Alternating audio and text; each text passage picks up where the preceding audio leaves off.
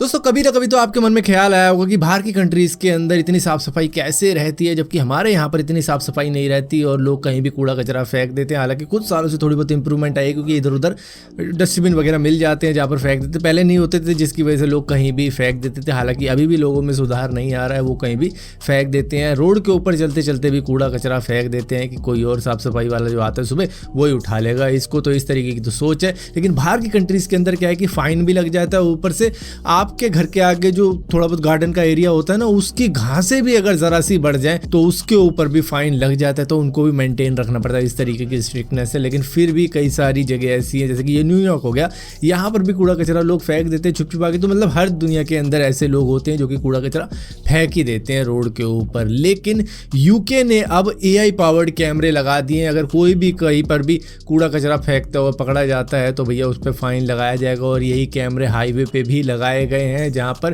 Car drivers को penalty लगेगी अगर वो अपनी कार में से कूड़ा बाहर फेंकते हुए नजर आ जाते हैं। तो इतनी ज़्यादा स्ट्रिक्टनेस अब बढ़ चुकी है यूके के अंदर, जहाँ पर हाईवे को उन्हें लग रहा था कि यहाँ पर शायद लोग कर रहे हैं ऐसा काम, तो उनको रोकने के लिए भी कैमरे लगाए जाएं, तो वहाँ पर भी लगा दिए। दोस्तों फुटबॉल के मैचेस तो आपने कई सारे देखे होंगे, लेकिन ये जो खेला जा रहा है दो रोबोट्स के बीच में खेला जा रहा है, जहां पर गूगल का दिमाग लिया गया है, क्योंकि यहां पर डीप माइंड AI का यूज कर रहे हैं गूगल ने जो तैयार किया है। तो इसके अंदर ये दोनों रोबोट्स के अंदर समझ डाली गई है कि किस तरीके से इस गेम को आपने जीतना है। तो यहाँ पर अग्रेसिव डिफेंसिव दोनों ही तरीके से खेला जा रहा है, और गिर पर के मर संभल के किसी तरीके से गोल तो एक खैर कर ही रहे हैं। लेकिन यहाँ पर एक चीज़ देखने वाली है कि किस तरीके से ये उठ जाते हैं। मतलब इतनी तेज़ी से तो बॉस्टन डायनामिक्स का रोबोट भी नहीं उठता होगा जितनी तेज़ी से ये उठ रहे हैं। पीठ के बल गिरे या मुंह के बल गिरे, फटाफट उठते हैं और इसके बाद में अपने गोल की तरफ बढ़ जाते हैं कि किस तरीके से इस सामने वाले रोबोट को हराना है हमें।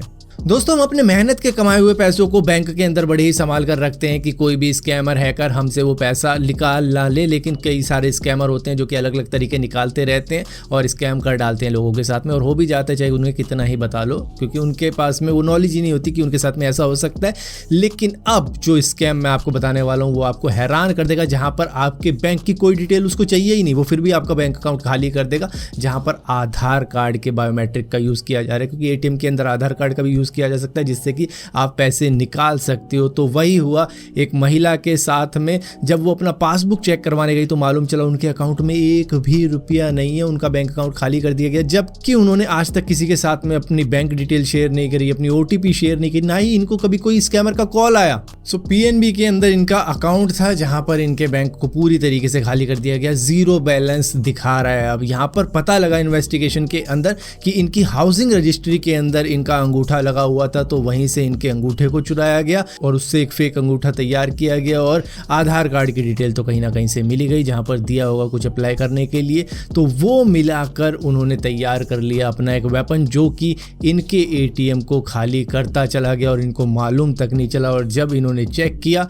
तो पता लगा बैलेंस जीरो है। सो मेरे हिसाब से अब टाइम आ गया है कि आपको अपना आधार कार्ड भी किसी को देने की ज़रूरत नहीं है, और अगर आप देते हो तो भैया उसके लिए एक आधार कार्ड का टेम्परेरी नंबर आ जाता है जिसको VID कहा जाता है, वो जनरेट कर सकते हो, जो कि हर टाइम बदली कर सकते हो आप, जिसकी वजह से आपके साथ में फ्रॉड नहीं हो सकता इस तरीके का जो कि इस महिला के साथ में हुआ। और इसी के साथ साथ एक और चीज़, ट्विटर के ऊपर अगर आप कोई भी बैंक का नाम लिखते हो, मान लो आपने PNB को कोई कंप्लेंट करनी है, आप PNB लिख लेते हो, या फिर पेटीएम को कंप्लेंट करनी है पेटीएम लिख लेते हो, तो उस तरीके से भी स्कैम किया जा रहा है, जहां पर आपको मैसेज आ जाएगा जैसे ही आप ट्वीट करोगे ना, फेक अकाउंट से मैसेज आ जाएगा। जैसे पेटीएम के फेक अकाउंट से मैसेज कर देगा कोई कि भैया ये रही हमारी हेल्पलाइन, यहाँ पर आप मैसेज करो तो आपको हम करते हैं, सॉर्ट आउट करते हैं जो भी आपके इशू हैं। तो इस तरीके की चीज़ें भी हो रही हैं, उनसे भी बचकर रहना है आपको।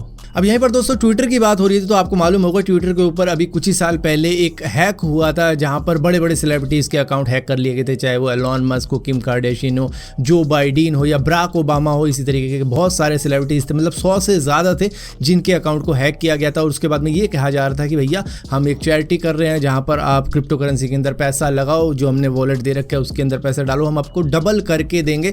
तो इस तरीके की चीज़ें हो रही थी, जिसके बाद में वो हैकर पकड़ लिया गया था, जो था जोसेफ जेम्स ओ'कॉर्नर।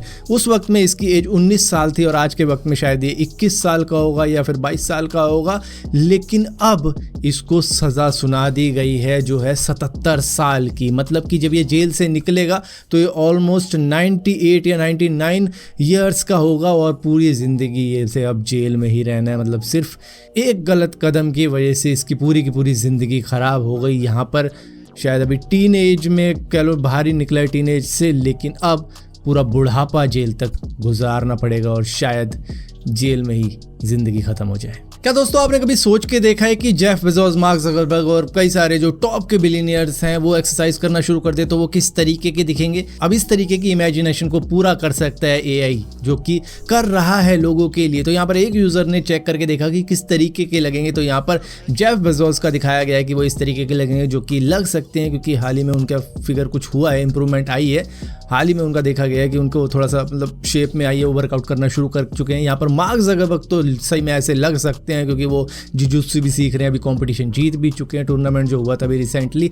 एलॉन मस्क का भी चलो एक्यूरेट है कि हाँ भाई अभी से ही उन्होंने शुरू कर दिया है और वो थोड़ा बहुत मतलब वजन घटाया भी उन्होंने कहा था ट्वीट करके। और यहाँ पर जैक मा तो एग्जैक्टली लग रहे हैं जैसे कि ब्रूस ली से ही कुछ सीख के आए हैं, क्योंकि वो वैसे हो जाते हैं, वहाँ के लोग ऐसे ही हैं, थोड़े फिट फाट रहते हैं। और यहाँ पर वॉरेन बफेट, बिल गेट्स और मुकेश अंबानी, इन तीनों का ऐसे लग रहा है कि मतलब अभी अभी जिम के अंदर एंट्री ली है, मतलब 2-3 दिन ही हुए हैं, अभी न्यू भी हैं जिम के अंदर। लेकिन मुकेश अंबानी का तो ऐसा लग रहा है कि भैया इन्होंने ट्रेनर को ही रिजेक्ट कर दिया कि तेरे बस की कुछ नहीं है मुझे सिखाना, मैं बिलियनियर हूँ, मैं खुद से ही एक्सरसाइज करूँगा। पता नहीं कौन सी मोटी सी रोड लेके ये एक्सरसाइज कर रहे हैं।